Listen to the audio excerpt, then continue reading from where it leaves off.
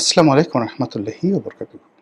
সম্মানিত দর্শক, বাংলাদেশের রাজনীতি এক জটিল অবস্থার মধ্যে পড়ে গেছে।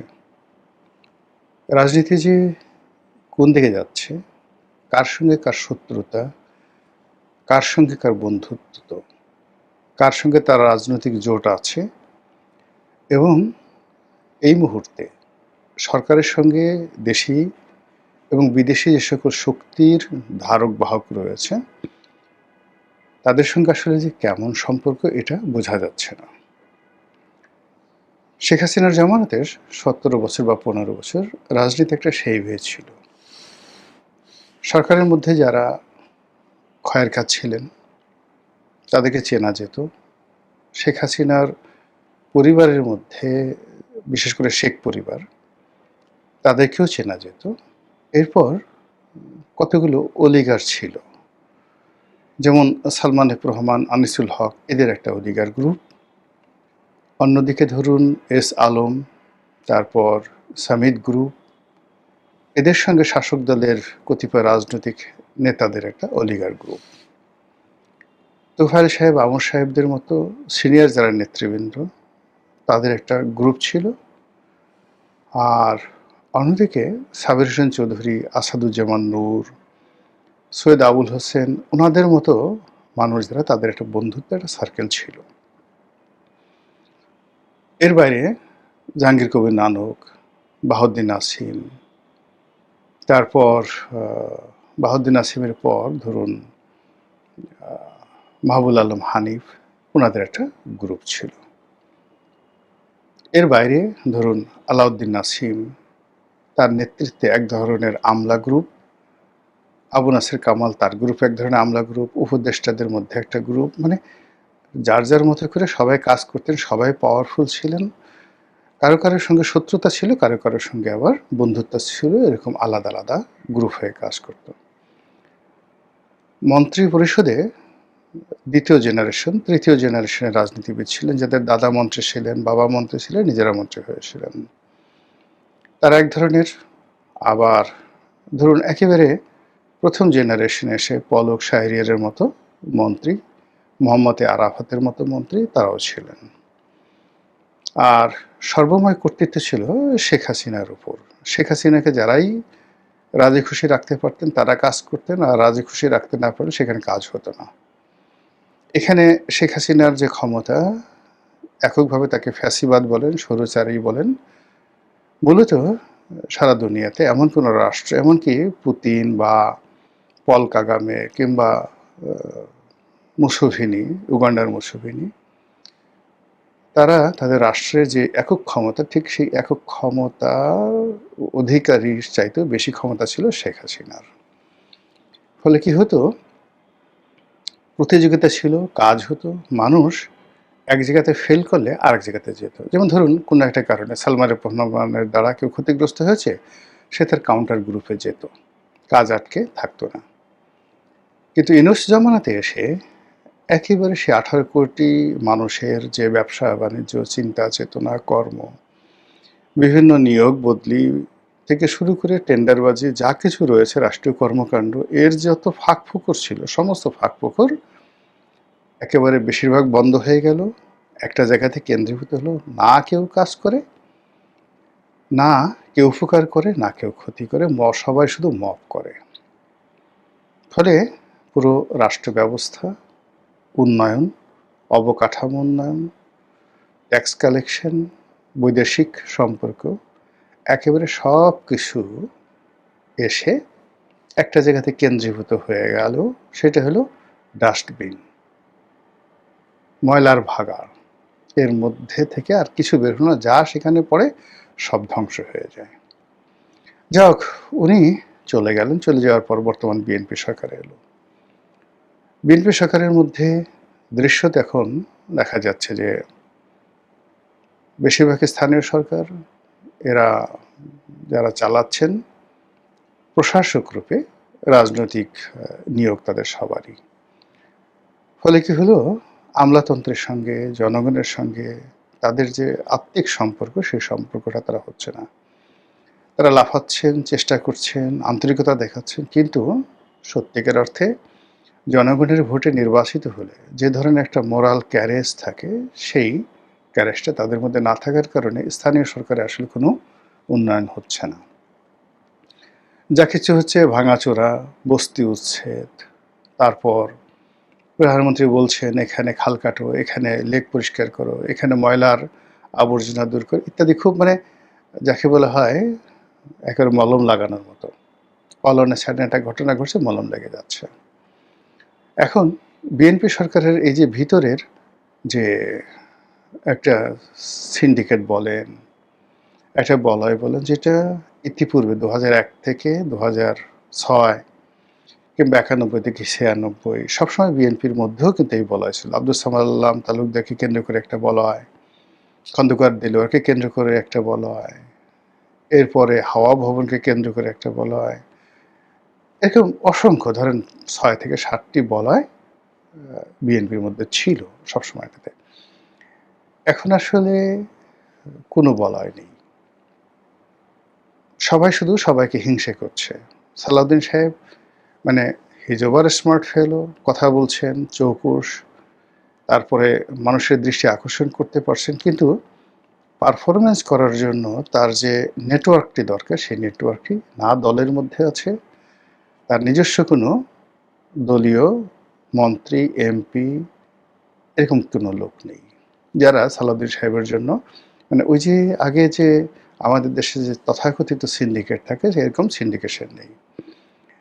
একই অবস্থা মির্জা ফখরুল ইসলাম আলমগীরের, একই অবস্থা মীর শাহ আলমের, একই অবস্থা ধরুন শহীদুদ্দিন চৌধুরী, অ্যানির।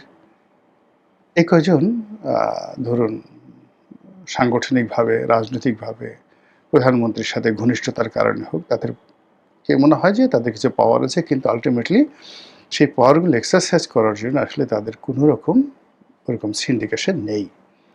ফলে যার যার মন্ত্রণালয় তারা কেউ ভালো করতে পারছেন না।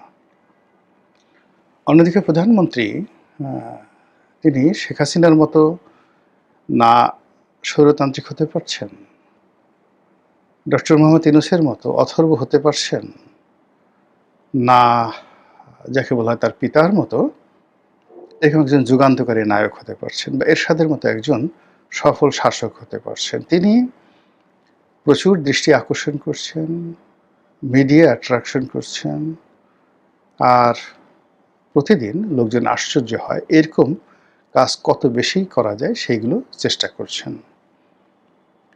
তার প্রেস টিম অসম্ভব দুর্বল, তার স্পিচ রাইটার আদৌ আছে কিনা আমি জানি না। এরপর তার কিচেন ক্যাবিনেটে যারা আছেন তাদেরকে আমরা মানে কি বলবো, বাংলাদেশের প্রেক্ষাপটে একেবারেই নবীন, কাঁচা, গরিব এরকম মনে হয়। আর রাজনৈতিক যে যাকে বলা হয় তার যে একটা উপদেষ্টা মণ্ডলী থাকবে, কিংবা রাজনীতির একটা বন্ধু থাকবে, প্রবল শক্তিশালী একটা বিরোধী দল থাকবে, অথবা বন্ধু থাকবে, অথবা তাবেদার থাকবে, অথবা গৃহপালিত বিরোধী দল থাকবে, কোনো কিছুতেই একটা ধারাবাহিকতা, যেটাকে কনসিস্টেন্সি বলা হয়, সেটি নেই। ফলে আমরা বাইরে থেকে কোনো কিছু আন্দাজ করতে পারছি না, এবং রাজনীতিতে যখনই পরিণতি এবং ফলাফল এই দুটোর একটাও আপনি আন্দাজ করতে পারবেন না, তখনই সেখানে নানা রকম বিপর্যয় দেখা দেবে। তো এই যে ক্ষমতা আরোহণ করার 6 মাসের মধ্যে একটা সিঙ্গেল জায়গাতে তারা কোনো ধারাবাহিকতা রক্ষা করতে পারেনি, তারই ফলস্বরূপ জামাতের সাথে, এনসিপির সাথে তাদের যে সম্পর্ক, এটি সারা বাংলাদেশের কেউ এখন পর্যন্ত বুঝতে পারছে না যে এই সম্পর্কটা কি অহিনকল সম্পর্ক, দা কুমড়া সম্পর্ক, বন্ধুত্বের সম্পর্ক, অভিনয়, নাকি আরো অনেক কিছু।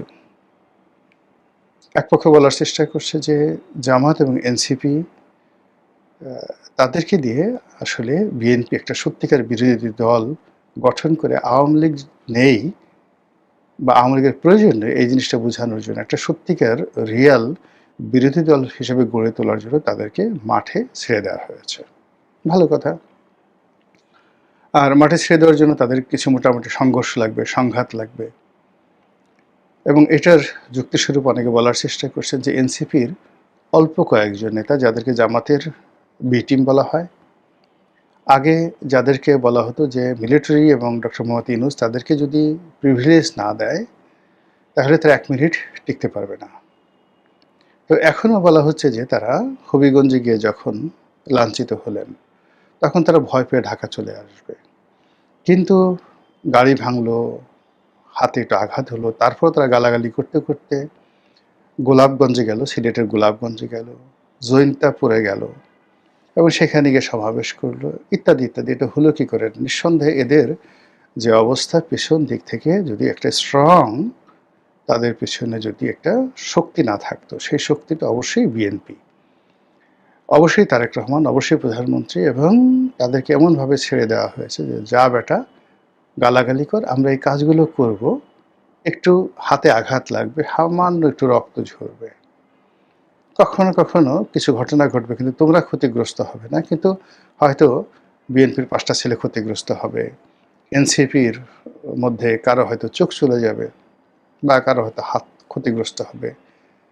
এরকম অনেকে নানা রকম গল্প তৈরি করে বলার চেষ্টা করছে, বিশেষ করে আওয়ামী লীগের লোকজন, যে এটা একটা সাজানো।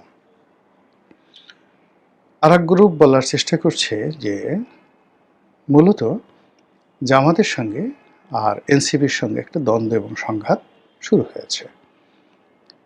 এখানে এনসিপির যারা নেতৃবৃন্দ তারা বুঝে গেছে যে জামাতের সঙ্গে একীভূত হওয়া এবং জামাতের সঙ্গে একত্রে রাজনীতি করা, তাদের সঙ্গে সেই রাজনৈতিক ঐক্য করে নির্বাচন করা এবং সংসদ পরিচালনা করা, এটা এনসিপির একটা বিরাট ভুল।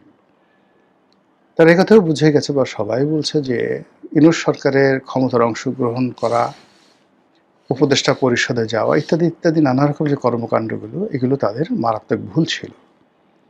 এখন এগুলো যে যতই বলুক না কেন, বাস্তবতা হলো যারা এই সমস্ত কথাবার্তা বলছেন এদের প্রায় সবার বিরুদ্ধেই আর্থিক কেলেঙ্কারি, এদের সবার বিরুদ্ধে অনৈতিক কর্মকাণ্ড, এবং গত ২ বছরে তাদের পোশাক আশাক, কথাবার্তা থেকে শুরু করে বডি ল্যাঙ্গুয়েজ থেকে শুরু করে সব কিছুতেই এতটা বিরক্তি যে জনগণ তাদেরকে আর ভালোবাসার চোখে, শ্রদ্ধার চোখে দেখে না।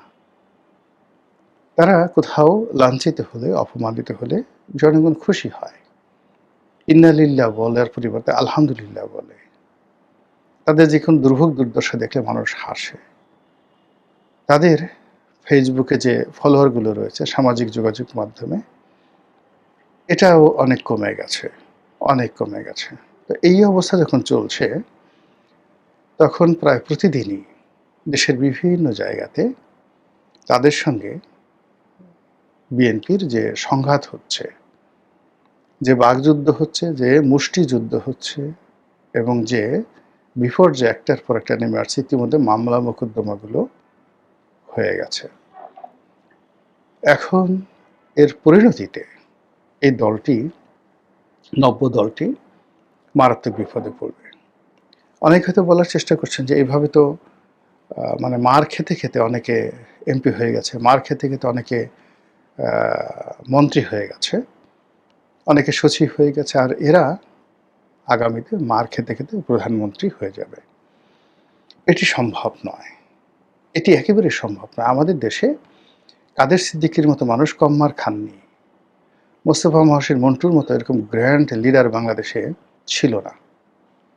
এত দরদি, এত পাওয়ারফুল, এত ফাইন্যান্সিয়ালি সলভেন্ট, সর্বগুণে গুণান্বিত বাংলাদেশে যে কয়জন নেতা সফল ছিলেন, তাদের মধ্যে শেখ ফজলুল হক মনি, বঙ্গবন্ধুর পরে শেখ ফজলুল হক মনি, আব্দুর রাজ্জাক, মোস্তফা মহসিন মন্টু, হেমায়েতুল্লাহ আরঙ্গ, এরকম কয়েকজন। তো এই তারা নেতা, সেই নেতাদের মধ্যে সেই মোস্তফা মহসিন মন্টুর মতো মানুষ গণফোরাম করার পরে লাঞ্ছিত হয়েছেন, অপমানিত হয়েছেন, মার খেয়েছেন। তারপর হেমায়েতুল্লাহ আরঙ্গ, যার হাতে বলতে গেলে শেখ হাসিনার নিরাপত্তা ছিল, ঢাকা শহরটা নিয়ন্ত্রণ করতেন সব সময়, সেই উনি যখন ভারতে ছিলেন তখন থেকে নিয়ন্ত্রণ করতেন পলিটিক্যালি। তো সেই মানুষটি কিন্তু আওয়ামী লীগে থাকতে পারেনি, বিএনপিতে চলে গেছে, বিএনপিতেও দাঁড়াতে পারেনি। কিন্তু তার আন্ডারওয়ার্ল্ড ছিল, যতদিন তিনি ছিলেন তার আন্ডারওয়ার্ল্ড ছিল, কিন্তু রাজনীতি করতে পারেনি। মোস্তফা মহসিন মন্টু যতদিন ছিলেন ততদিন আন্ডারওয়ার্ল্ড তার নিয়ন্ত্রণে ছিল, কিন্তু রাজনীতি করতে পারেননি, রাজনীতি করতে পারেনি। তো এখন এনসিপি যারা আছে তাদের না আছে অর্থ, না আছে আন্ডারওয়ার্ল্ড, না আছে তাদের জনসমর্থন, কর্মী বান্ধবতা থেকে শুরু করে আমাদের যে ট্রেডিশনাল রাজনীতি তার কোনো কিছু নাই। কিন্তু এর উপরে যেটা হয়ে গেছে এটা হলো আঘাত, একটার পর একটা হাতুড়ির আঘাত, গদার আঘাত তাদের উপর আসছে। এবং সেই আঘাত যদি সাজানো হয়, এই সাজানো আঘাতেও তাদের পতন হতে পারে। এই আঘাত যদি সাজানো না হয়ে জেনুইন হয় তাহলেও তাদের পতন হতে পারে। আর এই সমস্ত আঘাত সহ্য করে যে প্রতিকূল অবস্থায় তারা দাঁড়িয়ে থাকবেন, এরকম রেকর্ড বাংলাদেশে, তারা তো দূরের কথা, অতীতে বাংলাদেশে কারোরই নাই। এই বাংলাদেশে কর্নেল তাহের, তারপর হাসানুল হক ইনু, আসম আব্দুর রব, শাহজাহান সিরাজ, মানে কিংবদন্তি সব রাজনীতিবিদ, তারাও কিন্তু আঘাত সহ্য করে সাস্টেন করতে পারেননি। সেই তুলনায় এই নবীন যারা আছে তারাও পারবেন না। ফলে কি হলো, এই যে এখন সেটা সাজানো নাটক হোক কিংবা এটা সরাসরি কনফ্লিক্ট হোক, এটা বিএনপির সঙ্গে হোক, এটি আওয়ামী লীগের সঙ্গে হোক, এটি জামাতের সঙ্গে হোক, ডাজ নট ম্যাটার, কিন্তু এর দ্বারা এনসিপি মারাত্মকভাবে ক্ষতিগ্রস্ত হবে। এবং সেই ক্ষতি থেকে তারা যে আবার ঘুরে দাঁড়াবে, ফিরে দাঁড়াবে, আপনি দেখেন কয়জন ছেলে আছে এনসিপির। মাসুদ, যাকে বলে মোংলা মাসুদ, নাসিরুদ্দিন পাটোয়ারি, তারপর নাহিদ ইসলাম, এই তো এই তিনজনের বাইরে আপনি Asif Mahmud, Sajib Bhuiyan black out, Mahfuz black out, অন্যান্য যে সমস্ত আরও 10-12 জন যারা ছিলেন তারা আলটিমেটলি এনসিপি ছেড়ে চলে গেছেন। এখন এই যে মানে সার্জিস, হাসনাত আবদুল্লাহ, নাসিরুদ্দিন পাটোয়ারি, নাহিদ ইসলাম, তো 4 জন, অনলি 4। এর বাইরে অন্য যারা আছে আমার তো কারো নাম মনে আসছে না। টেলিভিশনে আসে, কথাবার্তা বলেন, সব কিছু আছে, কিন্তু তারা তো মাঠে রাজনীতি বন্য, খুব তাদের মুখের দিকে এখনো তাকালে মনে হয় যেন ইউনিভার্সিটিতে পড়ে, একেবারে নবীন কথাবার্তা বলছে। অনেকে হয়তো যাকে বলা হয় কিছু বলছেন না, কিন্তু বিএনপির যারা নেতৃবৃন্দ রয়েছেন তারা যদি পাশাপাশি একটা ধমক দেন, একটা ধাক্কা দেন, একটা বাজে কথা বলেন, জাস্ট ওয়ান টাইম, একবারের জন্য, মুহূর্তের মধ্যে তাদের রাজনীতি একেবারে মুহূর্তের মধ্যে শেষ, দ্বিতীয়বার দাঁড়াতে পারবেন না। ফলে এই যে জুলাই মাস মাত্র 2 বছরের মাথায় এসে এনসিপির উপরে যা কিছু হচ্ছে, এটি রীতিমতো রাজনীতির বালা, মুসিবত এবং গজবের মতো তাদের উপর আপর্তিত হয়েছে। চোখের সামনে একদল বিপ্লবী, একটি অভ্যুত্থানের নায়ক এবং মহানায়ক, কিভাবে খুব অল্প সময়ের মধ্যে ইতিহাস থেকে হারিয়ে যায়, এরকম একটা পরিবেশ পরিস্থিতি তৈরি হচ্ছে বলে আমার মনে হচ্ছে। মহান আল্লাহ আমাদের সবাইকে হেদায়েত দান করুন এবং হেফাজত করুন। আসসালামু আলাইকুম ওয়া রাহমাতুল্লাহি ওয়া বারাকাতুহু।